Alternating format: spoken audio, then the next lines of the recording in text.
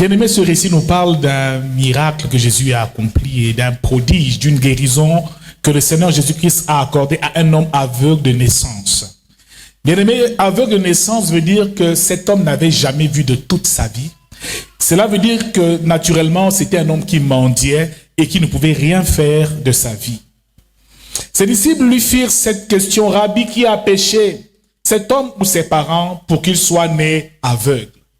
Cela veut dire que quand les disciples se sont rendus compte que Jésus a perçu cet homme, ils se sont posé une première question. Dis à ton voisin: qui a péché? Ils disent: qui a péché, cet homme ou ses parents?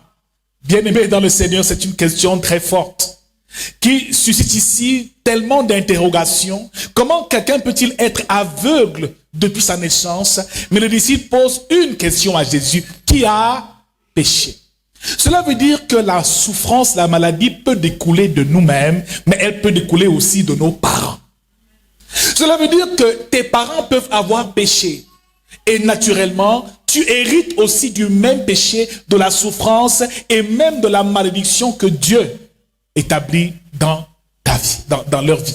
Cela veut dire que ici, ils se sont posé une question: qui a péché? Alors, lorsque tu souffres, demande-toi: est-ce que c'est moi qui suis à l'origine de cette souffrance? Est-ce que c'est parce que je me comporte mal et que je couche à tout vent que je suis tombé malade? Ou est-ce que c'est parce que mes parents ont eu à commettre des fautes et des péchés que je suis dans la souffrance? Mon frère, ma soeur, ces questions sont très importantes parce que parfois on n'est pas responsable de sa souffrance. Et vous voyez qu'au jardin d'Éden, Adam et Ève ont mangé le fruit de la connaissance du bien et du mal. Mais cela s'est répercuté sur les hommes. Et depuis lors, tous les hommes sont sous l'emprise de la malédiction adamique. Mais bien aimé, par ta nouvelle naissance, tu sors de cette malédiction. Par la nouvelle naissance, tu sors de cette malédiction. Parce que tu deviens enfant de Dieu. Et si tu es enfant de Dieu, tu es héritier de Dieu et co-héritier de Christ. Bien-aimé dans le Seigneur, Jésus est venu pour ôter le péché. Ôter le péché. Le péché adamique, celui qui nous empêche naturellement de jouir de la vie abondante sur terre. Mais bien-aimé, cet homme était né aveugle. Bien-aimé, il était né aveugle. Et là, Jésus répondit: ce n'est pas que lui ou ses parents aient péché. Cela veut dire qu'on peut être malade. Ce n'est ni les parents, ce n'est ni de notre faute, mais on peut être malade afin que les œuvres de Dieu soient manifestées en lui. On peut être malade pour la gloire de Dieu. Amen. On peut être malade parce qu'un jour, Jésus passera par là pour nous guérir, pour nous libérer de notre cécité. Mon frère, ma soeur, faisons bien attention. Il y a des maladies qui arrivent dans la vie d'un homme. C'est parce que Dieu veut accomplir un grand miracle. Il veut, par des signes et des prodiges, nous libérer. Mon frère, ma soeur, en continuant dans le texte, nous se rend bel et bien compte ici que Jésus a accompli quelque chose de particulier. Après avoir dit cela au verset 6, il cracha à terre. Tiens ton voisin, hey.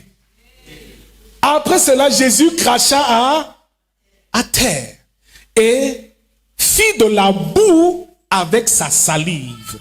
Puis il appliqua cette boue sur les yeux de l'aveugle et lui dit: va et lave-toi au réservoir de Siloé. Cela veut dire que la délivrance de cet homme était à deux étapes.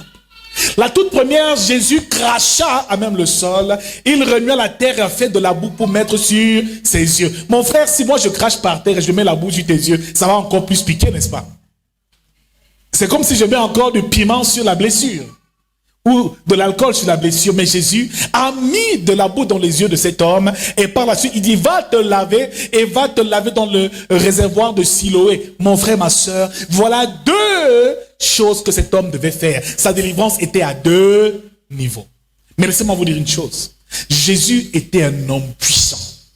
Jésus accomplissait des miracles, des signes. En réalité, il n'avait pas besoin d'utiliser la boue et la terre en principe. Quand Jésus faisait des miracles, il n'avait besoin de rien. Lorsqu'il était à la tombe de Lazare, dans Jean chapitre 11, qu'est-ce qu'il a fait? Il a dit: Lazare, lève-toi et marche, sors. Lazare est sorti. Il a dit: ôtez la pierre. Il a guéri la femme à la perte de sang sans même s'en rendre compte. Frère, cette femme depuis 12 ans souffrait d'une douleur atroce et saignait. Elle n'a que touché son vêtement, elle a été guérie. Jésus a guéri les paralytiques, a ressuscité les morts. Son ombre même guérissait les malades. Ses vêtements guérissaient les malades. Mais ce jour, il est tombé sur un problème compliqué. Amen. S'il avait besoin de faire passer cet homme par 2 étapes, c'est parce que le problème était réellement grave. Alléluia. Alléluia. C'est parce que le problème de cet homme était grave. Bien aimé, il y a un type de problème qui dépend du ciel et un autre type de problème qui dépend de la terre. Alléluia. Il y a parfois des problèmes qui dépendent seulement du ciel. Cela veut dire de la parole. Quand Jésus la relâche, il envoie ses anges agir et œuvrer pour libérer les hommes de toute captivité. Mais il y a des fois où la terre doit intervenir. Il y a des fois où il faut faire recours à la terre de cette personne. Car cette personne, bien-aimée, certainement son problème était lié à la terre. Bien-aimés, beaucoup dans ce monde sont combattus parce qu'ils sont combattus par la terre qui les porte. Il y a des terres qui combattent contre nous. Alléluia. Certaines personnes qui vont de ville en ville, qui cherchent du travail, qui essaient d'être bénis, mais partout où ils arrivent, ce n'est que la souffrance, des épines et des roses, parce que la terre est maudite en dessous de leurs pieds. Je déclare à partir de ce jour que quiconque a maudit ta terre, ce soir, que cette terre relâche ta bénédiction. Bien-aimé, il y a des bénédictions qui dépendent du ciel. Cela veut dire qu'on peut simplement prier et la personne est délivrée. Mais il y a des bénédictions qui dépendent aussi, des guérisons qui dépendent aussi de la terre et de l'eau. Parce qu'ici, Jésus verse la salive, cela veut dire que c'est de l'eau. Et par la suite, après avoir mis la boue, il dit, va te laver au réservoir de Siloam. Oui. Donc il fallait 2 choses, la terre et l'eau pour guérir cet homme. Alléluia. Donc la simple parole n'aurait pas suffi. L'imposition de main simplement n'aurait peut-être pas suffi. Et Jésus savait exactement ce qu'il était en train de faire. Et il savait que le problème de cet homme était lié à la terre. Alléluia.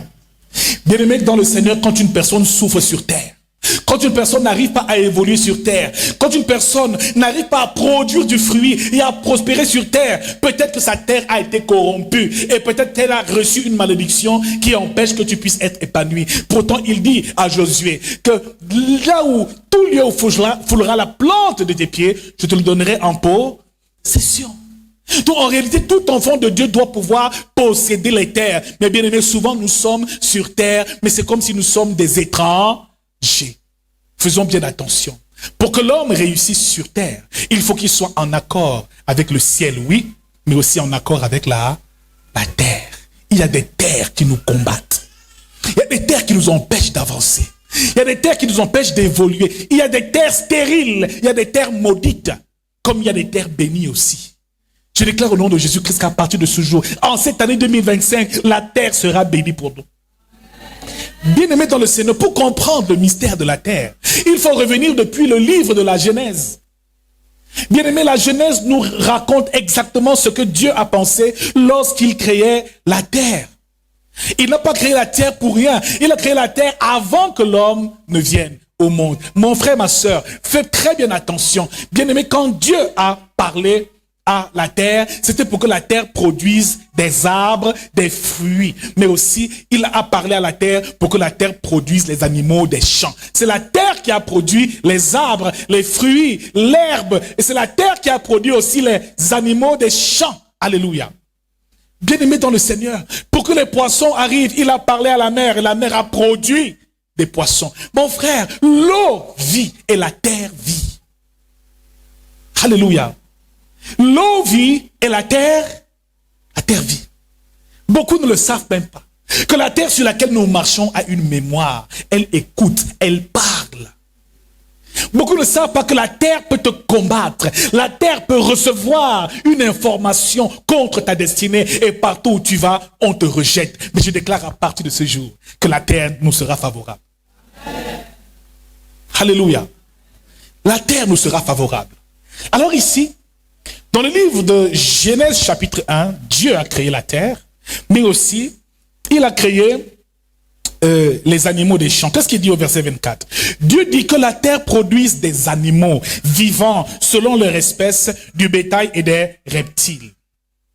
Un peu plus tôt, Dieu parle à la terre produit des arbres. Donc bien aimé dans le Seigneur, tout ce que l'homme doit recevoir de bien sur cette terre dépend effectivement de la relation qu'il a avec la terre. Si ta vie va mal sur terre, quelle est ta relation avec la terre? Quel rapport as-tu avec la terre? Mon frère, ma soeur, ne t'amuse jamais avec la terre parce que la terre vit. Ne t'amuse jamais avec l'eau parce que l'eau vit. Et dans Jean chapitre 5, la Bible déclare qu'il y avait un ange qui venait remuer l'eau à la piscine de Bethesda pour guérir des personnes. Mon frère, il faut que nous réalisons aujourd'hui que la terre est un principe que tout chrétien doit comprendre. Connaître les principes de la terre et ses mystères te permettront de savoir comment prospérer sur terre parce que la richesse de l'homme est sur terre. La prospérité et l'abondance dépendent de la terre. La croissance d'une personne dépend de la terre. Parce que la terre ici reçoit la semence. L'homme aussi est comme une semence qui doit prospérer, qui doit grandir. Mon frère, ma soeur, si ta terre va mal, dis à ton voisin, si ta terre va mal, tu iras mal. Si ta terre va bien, tu iras bien. Maintenant, dis à ton voisin, quel est le rapport avec la terre? Ton rapport avec la terre?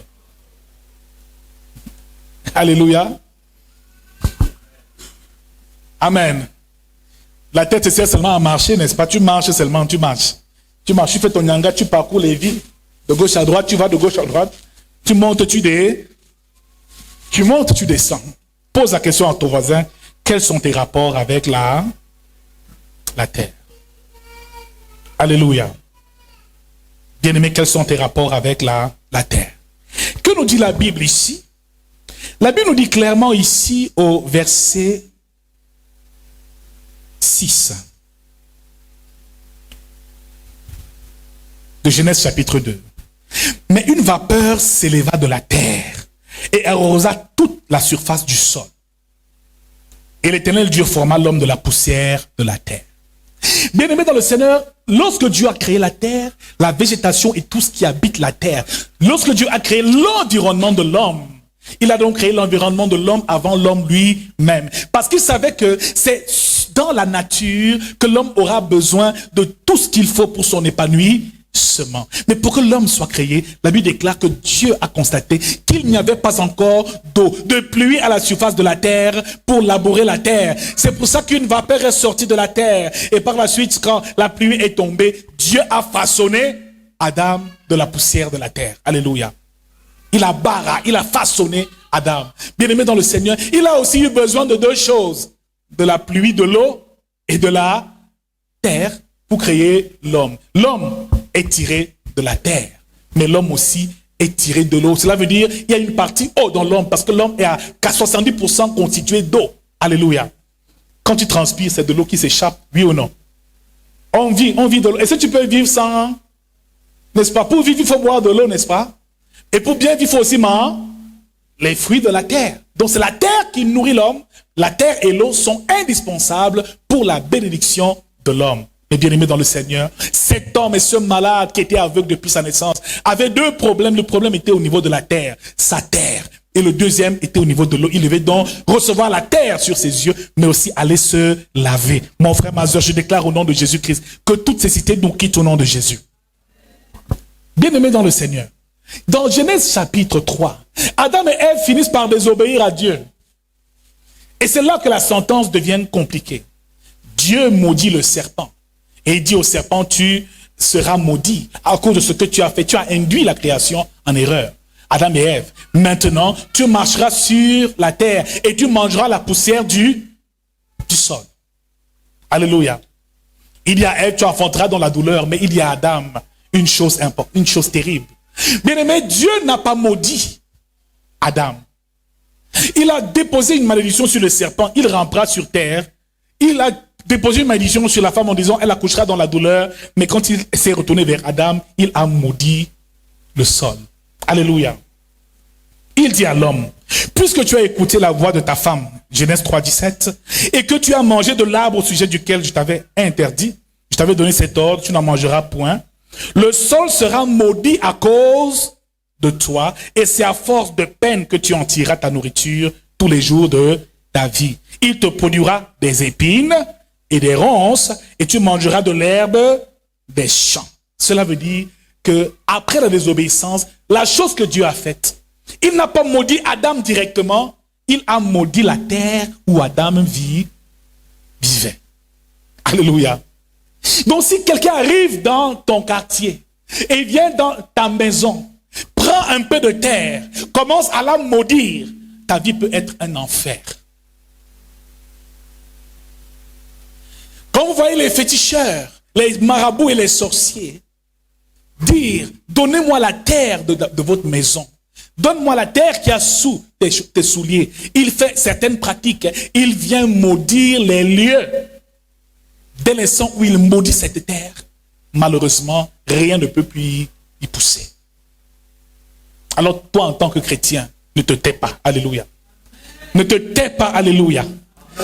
Dis maintenant au nom de Jésus-Christ que la terre qui a été maudite soit bénie et qu'elle écoute la parole de l'Éternel. Parce que la terre a englouti tant de choses. Il y a ta richesse qui a été engloutie par la terre. Il y a nos bénédictions qui ont été englouties par la terre. Il y a nos grâces qui sont englouties par la terre. Parce que la terre nous produit de la richesse. Bien aimé, si quelqu'un veut t'appauvrir, il n'a qu'à maudire la terre où tu vis. Vous ne le saviez pas? Vous le découvrez aujourd'hui? Que lorsque ce marabout décide de faire un sacrifice, il dit oui, tu veux faire quoi? Que cette femme soit stérile. D'accord, qu'elle soit stérile, apporte-moi une chèvre, apporte-moi une poule. Il prend la poule, il verse le sang par terre pour nourrir les esprits de la terre. Et quand ce sang, la terre se nourrit de cela, ces esprits-là vont commencer à te localiser partout. C'est comme un GPS. Partout où tu iras, tu auras des problèmes parce que la terre a été maudite en ton nom. Beaucoup vont dans des villages, ils égorgent des bêtes, ils vont sur des lieux sacrés sur certaines terres, ils creusent, ils versent le sang de la bête, et il dit que ma petite fille, qu'elle n'accouche jamais. Et bien aimé, quand la terre enregistre, mon frère, tu vas passer ta vie de délivrance en délivrance, si tu ne sais pas que c'est à la terre qu'il faut parler.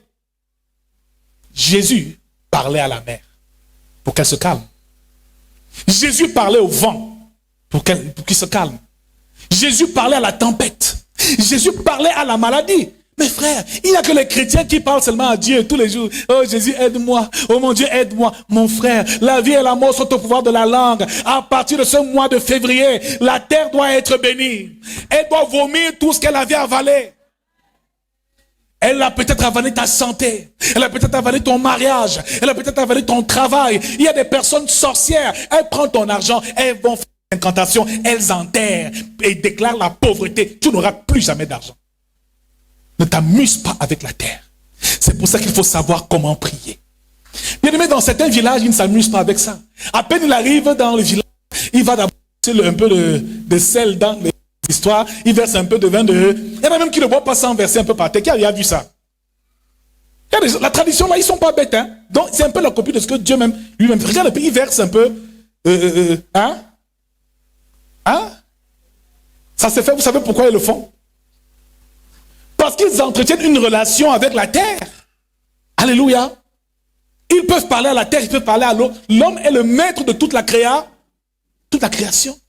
Alors ne laisse pas les sorciers faire une chose et toi tu ne défais pas la chose. Parce que tout ce que nous délierons sur terre sera délié là-haut dans les cieux. Alléluia. Bien aimé, lorsque quelqu'un veut détruire une famille, ne t'amuse pas, il arrive seulement chez toi. Et Jésus disait quoi dans Matthieu chapitre 9, chapitre 10, que lorsqu'il s'y trouve un homme de paix, que votre paix demeure dans sa maison, mais s'il vous est repoussé, secouez la poussière sur vos... Cela veut dire que si quelqu'un vient chez toi et maudit ta maison, et secoue la poussière vers ta maison, bien aimé, cette maison est frappée par une malédiction. Mais je déclare que toute malédiction sans cause n'a point d'effet. Il est important de relater et de montrer ce que le monde des ténèbres est capable de faire. Et pour que nous puissions défaire les choses, il faut être conscient que la terre vit. Dis à ton voisin, la terre vit. La terre vit. La terre détient la richesse des hommes. Alléluia. On va lire un autre petit verset avant de nous... C'est pas évident de moi. Est-ce que c'est bénissant ce soir? Quelqu'un est béni vraiment ce soir? Quelqu'un est vraiment béni? Si tu es béni, claque le doigt, dis je suis béni. Alléluia. Amen. Jérémie chapitre 22 au verset 29. Le prophète Jérémie parle. Il dit, terre, terre, terre, écoute la parole de l'Éternel. Jérémie n'a pas prié Dieu. Il a parlé à la terre. Alléluia. Jérémie, c'était un prophète. Comme Jésus dit, c'est quoi la poussière de vos pieds? Il connaît le pouvoir de la terre. Et Jésus n'a même pas lavé les pieds des apôtres pour rien. Il connaissait, il savait les lieux où les apôtres allaient se retrouver. Jérémie parle, il dit terre, terre. Écoute la parole de l'Éternel.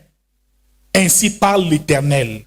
Inscrivez cet homme comme privé d'enfant, comme un homme dont les jours ne seront pas prospères, car nul de ses descendants ne réussira à s'asseoir sur le trône de David et à régner sur Juda. Alléluia. Cela veut dire que Jérémie est en train de maudire un homme qui veut effectivement que ses enfants s'asseyent et règnent. Un roi paganiste, un roi qui n'honore pas Dieu. Et il déclare une sentence, il ne maudit pas l'homme, il maudit la terre. Alléluia. Donc quand tu vois quelqu'un vient chez toi, tu lui refuses à manger, il sort, il regarde, il commence à parler, méfie-toi. Parfois tu vois un sorcier, il est dehors en train de parler, il regarde le sol, il commence à parler au sol, tu crois qu'il est en train de s'amuser. Il est en train de faire une incantation. Il est en train de déclarer une malédiction. Alléluia. Qui est béni ce soir? Il dit inscrit cet homme comme privé d'enfant. Cela veut dire que le prophète Jérémie a privé cet homme d'enfant. Mais il n'a pas parlé à l'homme, il a parlé à la terre. Il dit terre, inscrit ça. Amen. Terre inscrit. Donc même dans le monde éternel, il connaît le pouvoir de la terre. Ils savent que la terre écoute. Quand il dit terre, terre, écoute la parole de l'Éternel. Cela veut dire que la terre a des oreilles. Alors toi tu veux voyager, tu prends le bus. Mais mon frère, tu sais combien de morts la terre a déjà avalé? Tu arrives dans une ville, tu ne sais même pas, bien aimé. Quand le pape arrive quelque part, la première chose, il s'agenouille, il baise il connaît le pouvoir de la terre. Il sait que la terre est habitée. Bien aimé, beaucoup de chrétiens ont la connaissance du royaume des cieux. Non que les yeux vers les cieux. C'est pour ça que les richesses de la terre n'arrivent pas à l'obtenir. Et quand ici, dans Genèse chapitre 4, Caïn a été maudit par Dieu, Dieu déclare une sentence dans la vie de Caïn. Et il dit, au verset 11 de Genèse chapitre 4, « Maintenant tu seras maudit de la terre, qui a ouvert sa bouche pour recevoir de ta main le sang de ton frère. » Tu seras maudit de la terre. Il dit, quand tu cultiveras le sol, quand tu cultiveras le sol, il ne te donnera plus sa richesse, tu seras errant et vagabond sur la terre. Alléluia. Donc bien aimé dans le Seigneur, la richesse est liée à tes rapports avec la terre. Si tu dis à la terre de produire de la richesse, cette terre te produira ta richesse. Alléluia. La terre quitte la richesse des hommes. Parce que c'est la terre qui produit la nourriture. C'est la terre qui produit la vie. C'est la terre qui produit l'abondance. Dans la terre, il y a l'or, les trésors, les métaux précieux. Tout ce qu'il y a de meilleur pour l'homme. Toute richesse est détenue sous terre. Les minéraux comme l'essence, le gasoil, le pétrole, ça vient d'où? De là. Tout ce qui a de la valeur vient d'où? De la terre. Le pétrole, l'or, les métaux précieux proviennent de la terre. Donc dis avec moi, la terre a des richesses. Mais les chrétiens n'ont pas accès à la richesse de la terre parce qu'ils négligent la terre. Parce qu'ils ne savent pas être en alliance avec Dieu, mais aussi à savoir ordonner à la terre de produire du fruit. Je déclare à partir de ce jour que ta terre sera prospère. Que ta terre sera féconde. Que ta terre ne sera plus stérile. Ta terre te permettra de recevoir du fruit en abondance au nom de Jésus-Christ. Au nom de Jésus-Christ. Au nom de Jésus-Christ. Avant de nous séparer, nous allons voir une première qualité, caractéristique de la terre.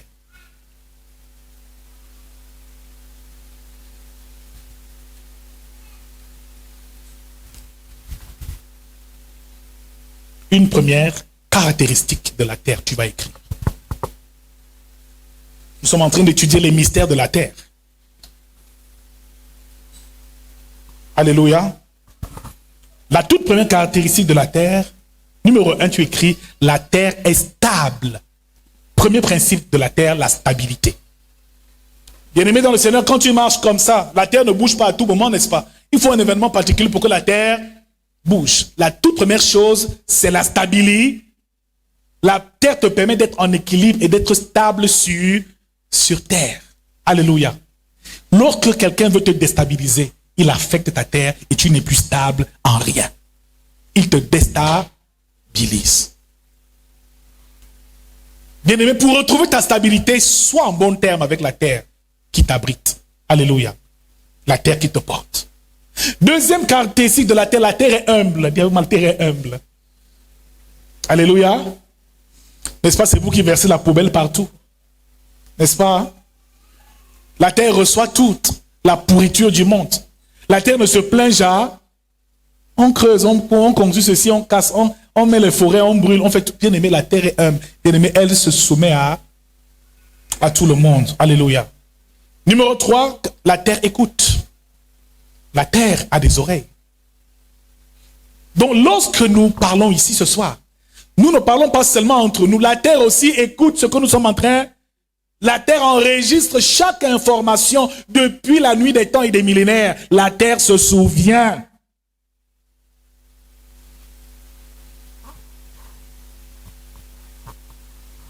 Numéro 4, la terre a une mémoire. On verra dans les profondeurs plus tard. La terre a une mémoire. Elle se souvient de tout. Tu as commis un péché, bien-aimé, la terre va te le rappeler. La terre prendra en compte tous tes péchés. Ce que le ciel a oublié, la terre va te le rappeler. Alléluia. Mais amen. Beaucoup font du mal à leurs parents, ils se disent que non, ça va. Il y a un père qui est au ciel, mais aussi un père sur terre. Alléluia. Donc, quand tu es en accord avec le ciel, c'est bon. Mais il faut aussi être en accord avec la terre. Alléluia. Je ne sais pas quel est l'état de ta famille. Mais si tu te rends compte que ta famille ne prospère pas, que vous avez de la peine à prospérer dans le village, et que très rares sont les personnes qui réussissent, cela veut dire que la terre a été infectée. Et ce soir, à partir de ce séminaire qui a commencé, tu vas rétablir l'ordre dans ta famille.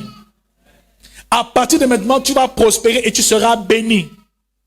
La terre, cinquième caractéristique, est la source de la richesse des hommes. C'est elle qui produit toute la richesse dont l'homme a besoin pour s'épanouir sur terre. Donc alors, comment est-ce que tu traites la terre? Comment tu la considères? Quels sont tes rapports? Est-ce que tu peux l'influencer par ton verbe? Parce que au commencement était la parole. Tu parles à tout, mais tu oublies de parler à la terre. Frère, je déclare au nom de Jésus-Christ que la terre va s'ouvrir et avaler tous nos ennemis. Que cette terre s'ouvre et avale tous nos ennemis.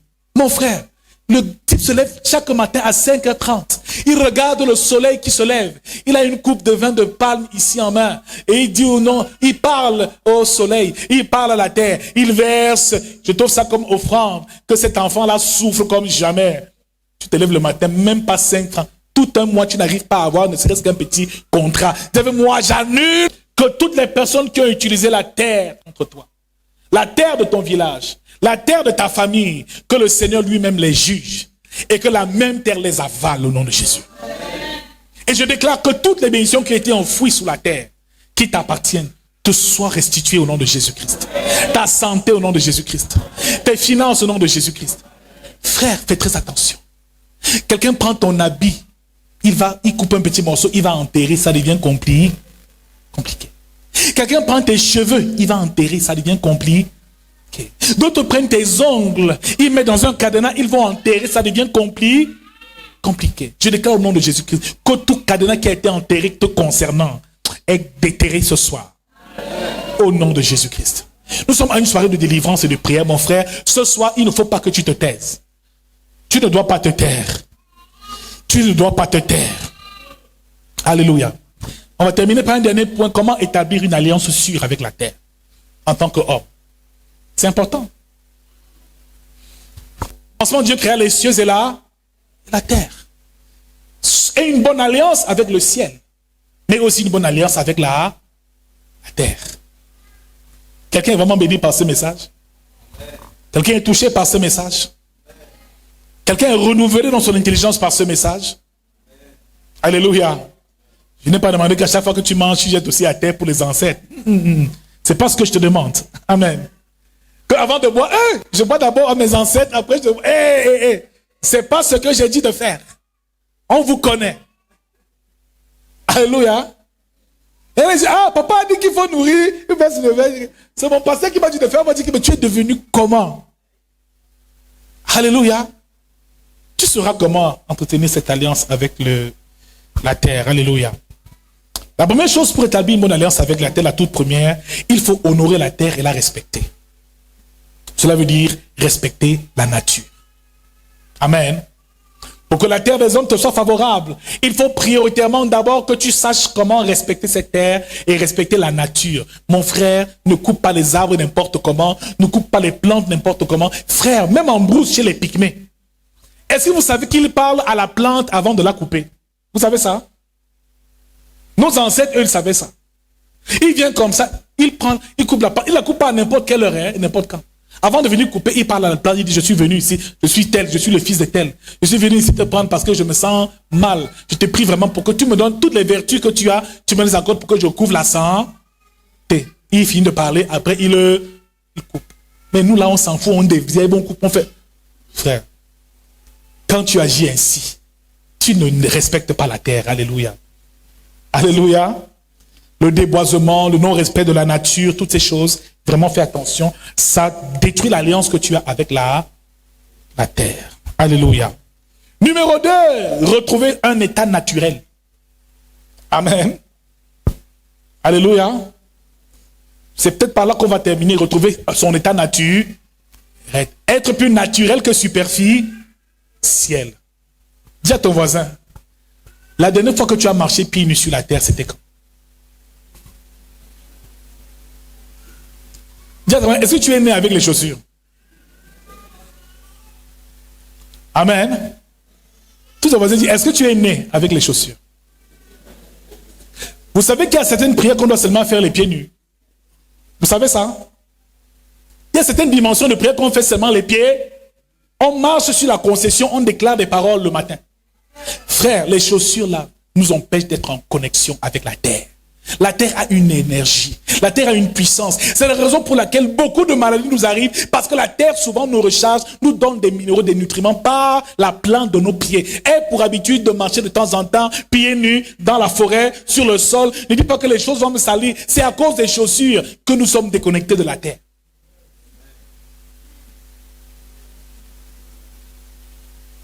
Bien aimé, les pieds sont comme des piles.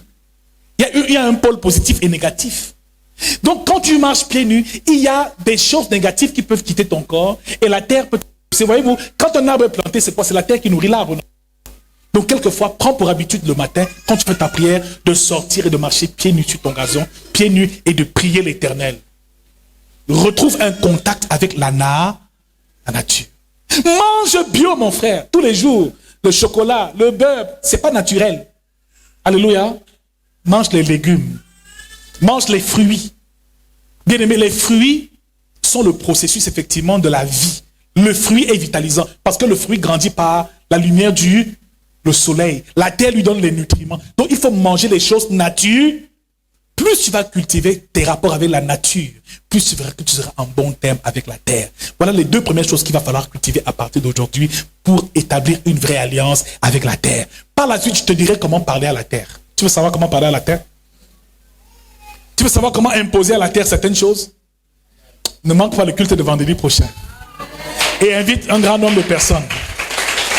Alléluia. Est-ce qu'on peut se lever et prier?